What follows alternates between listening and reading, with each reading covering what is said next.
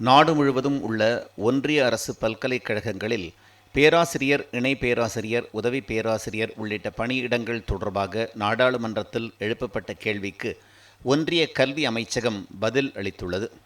அதில் பேராசிரியர் பணியிடங்களில் ஓபிசி பிரிவில் 80% இடங்கள் நிரப்பப்படாமல் இருப்பது அம்பலமாகியுள்ளது. இதேபோல் எஸ்சி பிரிவினருக்கான பேராசிரியர் பணியிடங்கள் 64%, எஸ்டி பிரிவினருக்கான இடங்களில் 83% நிரப்பப்படாமல் இருப்பது தெரியவந்துள்ளது.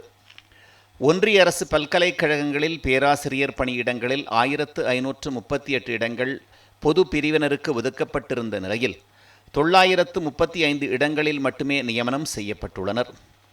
பழங்குடியினருக்கான 1155 கல்லூரி ஆசிரியர் பணியிடங்களில் 727 மட்டுமே நிரப்பப்பட்டுள்ளன. இதேபோல் எஸ்டி பிரிவினருக்கான 2310 இடங்களில் 1599 இடங்கள் நிரப்பப்பட்டுள்ளன. ஓபிசி பிரிவினருக்கு ஒதுக்கப்பட்ட 423 பேராசிரியர் பணியிடங்களில் 84 இடங்கள் மட்டுமே நிரப்பப்பட்டுள்ளதாக ஒன்றிய அரசு தெரிவித்துள்ளது. மேலும் ஆதி திராவிடர்களுக்கு ஒதுக்கப்பட்ட 38 பேராசிரியர் பணியிடங்களில் 11 மட்டுமே நிரப்பப்பட்டுள்ளன.